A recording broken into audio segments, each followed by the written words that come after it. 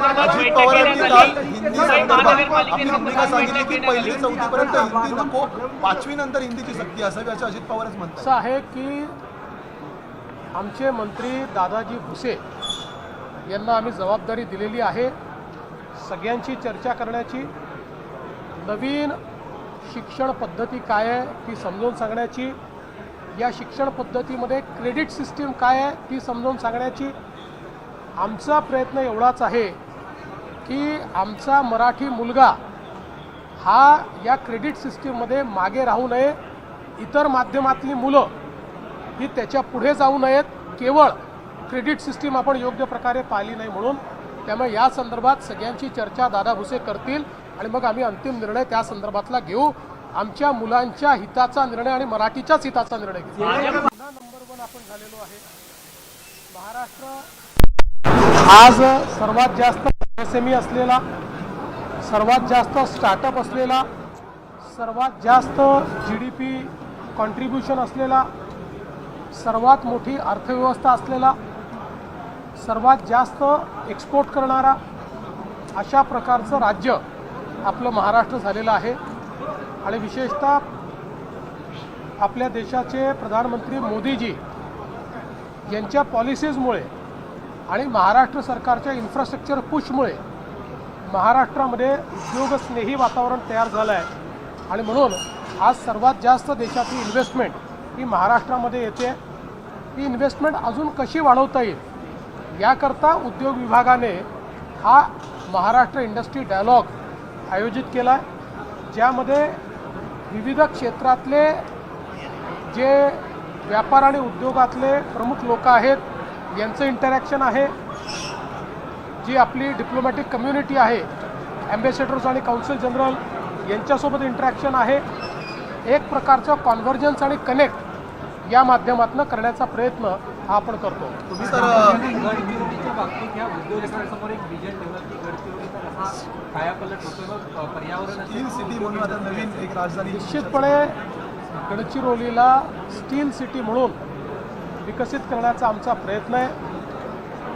मी असेल, माननीय शिंदेजी असतील, आम्ही सातत्याने गडचिरोलीमध्ये उद्योग वाढावेत याकरता प्रयत्न केले आणि आज आपण त्या दिशेनं चाललो आहे. आत्ताच महाराष्ट्राच्या 1/3 स्टील कॅपॅसिटी ही गडचिरोलीत तयार होते आहे, पण लवकरच देशाची 1/3 स्टील कॅपॅसिटी ही महाराष्ट्रात आणि त्यातली बहुतांश गडचिरोलीत तयार करण्याचा आपला प्रयत्न आहे. आणि हे सगळं करत असताना आमचा प्रयत्न असा असणार आहे की शाश्वत मूल्य पर्यावरणाची ही आपल्याला कशी त्या ठिकाणी प्रोटेक्ट करता येतील. मी वन विभाग आणि जिल्हाधिकारी यांना सांगितलेला एक प्लॅन आम्ही तयार करतो. गडचिरोलीमध्ये 1 कोटी झाडं लावण्याचा आमचा प्लॅन आहे. त्यासोबत सस्टेनेबल मायनिंग करण्याचा आमचा प्लॅन आहे. आम्ही प्रयत्न करतो की गॅसची उपलब्धता करून या स्टील इंडस्ट्री गॅस बेस्ड कशा करता येतील हा आमचा प्रयत्न आहे. या भागामध्ये हेवी मशिनरी आणि जे काही ट्रक्स आहेत ट्रान्सपोर्टेशनचे हे अल्टरनेट फ्युएलवर कसे चालवता येतील, EVवर, हायड्रोजनवर, अशा प्रकारचा आपला प्रयत्न आहे. एकूणच गडचिरोलीचा विकास करताना जल, जमीन आणि जंगल या तिन्ही गोष्टीचा बॅलन्स राखत आपल्याला कशा प्रकारे गडचिरोलीचा विकास करता येईल असा आमचा प्रयत्न. आज 50 वर्ष पूर्ण होत आहेत आणीबाणीला आणि विकासाचा अजेंडा सांगताय, मात्र सरकारच्या एकंदरीत प्रशासन उपस्थित करतात. राहुल गांधींनी तुमच्या विजयावरती सुद्धा आता पुन्हा एकदा प्रशासन उपस्थित केलंय, वाढलेल्या मतांवरती सुद्धा एक्सपोज केले. त्याच्यावर कालच उत्तर मी दिलेलं आहे.